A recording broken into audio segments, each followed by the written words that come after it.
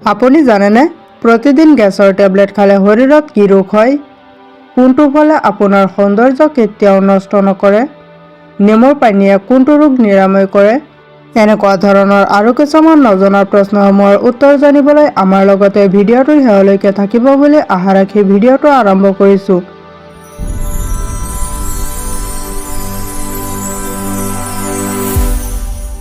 আজিৰ প্ৰথম প্ৰশ্নটো হৈছে কোনটো খাদ্যই হৃদৰোগীৰ বাবে ঔষধৰ দৰে কাম কৰে? অপশ্যনসমূহ হৈছে ক মৌ, খ মাছ, গ কেঁচা পিঁয়াজ, ঘ তিতা কেৰেলা।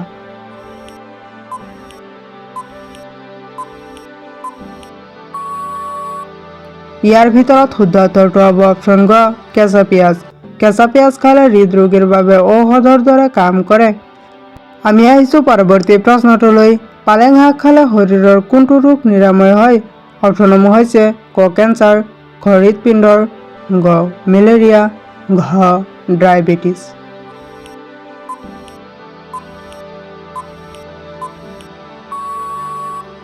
ইয়াৰ ভিতৰত শুদ্ধ উত্তৰটো হ'ব অপশ্যন ক কেঞ্চাৰ। পালেং শাক খালে শৰীৰৰ কেঞ্চাৰ ৰোগ নিৰাময় হয়। আমি আহিছোঁ পৰৱৰ্তী প্ৰশ্নটোলৈ। কি খালে মানুহৰ কিডনী সুস্থ থাকে? অপশ্যনসমূহ হৈছে ক ভাত, খ পানী, গ চাহ, ঘ ৰুটি।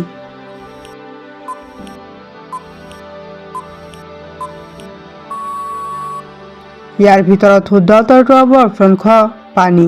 পানী খালে মানুহৰ কিডনী সুস্থ থাকে। আমি আহিছোঁ পৰৱৰ্তী প্ৰশ্নটোলৈ। ৰাতিপুৱা খালী পেটত কি খালে কোষ্ঠকাঠিন্য ৰোগ ভাল হয়? অপশ্যনসমূহ হৈছে ক ভাত, খ মাংস, গ কণী, ঘ অমিতা।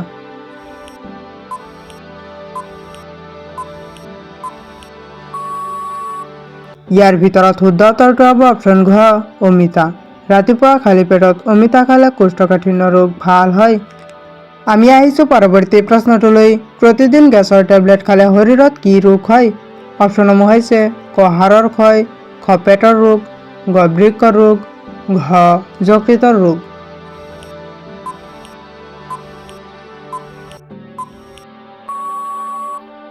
ইয়াৰ ভিতৰত শুদ্ধ উত্তৰটো হ'ব অপশ্যন ক হাড়ৰ ক্ষয়। প্ৰতিদিন গেছৰ টেবলেট খালে শৰীৰৰ হাড়ৰ ক্ষয় হয়। আমি আহিছোঁ পৰৱৰ্তী প্ৰশ্নটোলৈ। মানুহৰ শৰীৰত কিমান দিনৰ পিছত নতুন তেজ হয়? অপশ্যনসমূহ হৈছে ক 30 দিন, খ 60 দিন, গ 90 দিন, ঘ 120 দিন।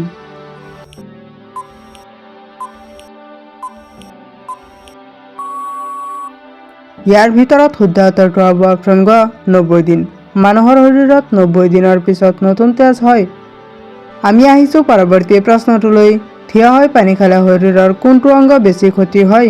অপশ্যনসমূহ হৈছে ক লিভাৰ, খ হৃদয়, গ কিডনীৰ, ঘ হাড়ৰ।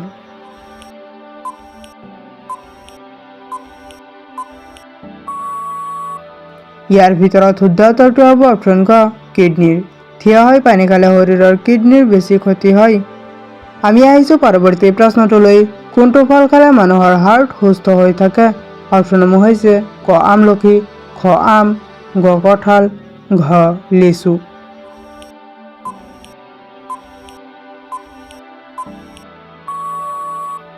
ইয়াৰ ভিতৰত শুদ্ধ উত্তৰটো হ'ব অপশ্যন ক আমলখি। আমলখি ফল খালে মানুহৰ হাৰ্ট সুস্থ হৈ থাকে। আমি আহিছোঁ পৰৱৰ্তী প্ৰশ্নটোলৈ। মানুহৰ শৰীৰত কোনটো ৰোগ থাকিলে টোপনি কম হয়? অপশ্যনসমূহ হৈছে ক টিভি, খ মেলেৰিয়া, গ হৃদৰোগ, ঘ কেঞ্চাৰ।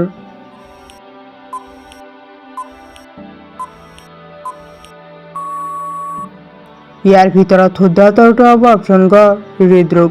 মানুহৰ শৰীৰত হৃদৰোগ থাকিলে টোপনি কম হয়। আমি আহিছোঁ পৰৱৰ্তী প্ৰশ্নটোলৈ। কোনটো ফলে আপোনাৰ সৌন্দৰ্য কেতিয়াও নষ্ট নকৰে? অপশ্যনসমূহ হৈছে ক আপেল, খ আনাৰস, গ আঙুৰ, ঘ আমলখি।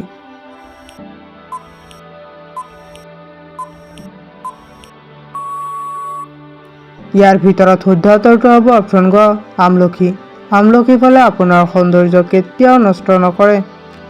আমি আহিছোঁ পৰৱৰ্তী প্ৰশ্নটোলৈ। কোনটো ফল খালে কঁকালৰ বিষ দ্ৰুত কমি যায়? অপশ্যনসমূহ হৈছে ক আম, খ অমিতা, গ কঁঠাল, ঘ নাৰিকল।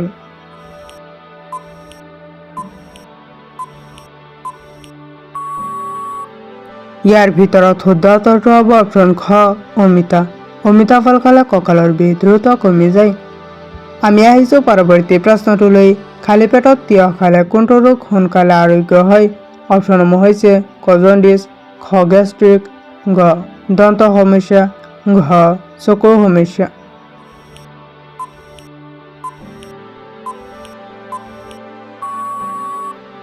ইয়াৰ ভিতৰত শুদ্ধ উত্তৰটো হ'ব অপশ্যন খ গেষ্ট্ৰিক। খালী পেটত তিয়হ খালে গেষ্ট্ৰিক ৰোগ সোনকালে আৰোগ্য হয়। আমি আহিছোঁ পৰৱৰ্তী প্ৰশ্নটোলৈ। মানুহৰ শৰীৰৰ তেজত কিমান শতাংশ পানী থাকে? অপশ্যনসমূহ হৈছে ক 50%, খ 70%, গ 83%, ঘ 90%।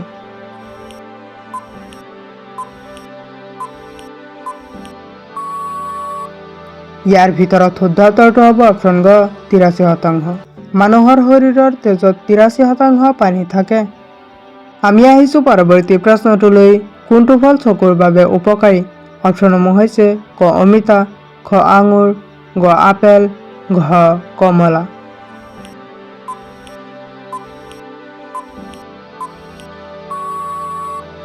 ইয়াৰ ভিতৰত শুদ্ধ উত্তৰটো হ'ব অপশ্যন ঘ কমলা। কমলা ফল চকুৰ বাবে উপকাৰী। আমি আহিছোঁ পৰৱৰ্তী প্ৰশ্নটোলৈ। নেমুৰ পানীয়ে কোনটো ৰোগ নিৰাময় কৰে?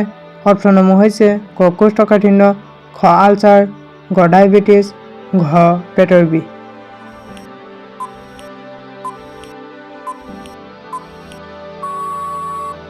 ইয়াৰ ভিতৰত শুদ্ধ উত্তৰটো হ'ব অপশ্যন ক কোষ্ঠকাঠিন্য। নেমুৰ পানীয়ে কোষ্ঠকাঠিন্য ৰোগ নিৰাময় কৰে। আমি আহিছোঁ পৰৱৰ্তী প্ৰশ্নটোলৈ। মানুহৰ শৰীৰৰ কোনটো অংগ মৃত্যুৰ পিছত প্ৰথমে ক্ষতিগ্ৰস্ত হয়? অপশ্যনসমূহ হৈছে ক হৃদয়, খ মগজু, গ বৃক্ক, ঘ চকু।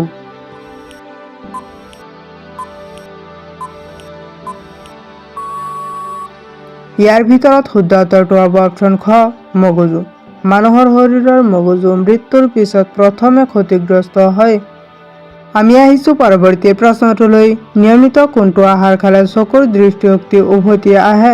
অপশ্যনসমূহ হৈছে ক কুকুৰা, খ মাছ, গ ব্ৰইলাৰ, ঘ কণীৰ কুহুম।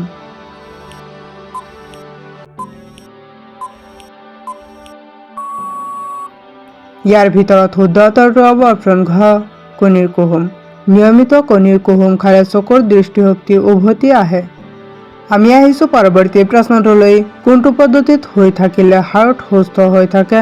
অপশ্যনসমূহ হৈছে ক সোঁফালে, খ বাওঁফালে, গ চিত হৈ, ঘ ওপৰ হৈ।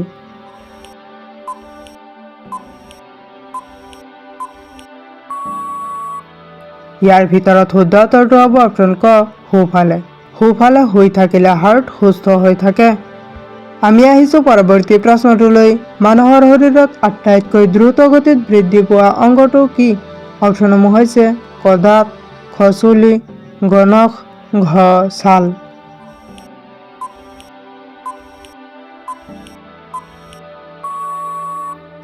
ইয়াৰ ভিতৰত শুদ্ধ উত্তৰটো হ'ব অপশ্যন খ চুলি। মানুহৰ শৰীৰত আটাইতকৈ দ্ৰুত গতিত বৃদ্ধি পোৱা অংগটোৰ নাম হৈছে চুলি। আমি আহিছোঁ পৰৱৰ্তী প্ৰশ্নটোলৈ। মোবাইল ব্যৱহাৰ কৰিলে কোনটো ৰোগ হয়? অপশ্যনসমূহ হৈছে ক কেঞ্চাৰ ৰোগ, খ টিভি, গ হৃদৰোগ, ঘ ব্ৰেইন টিউমাৰ।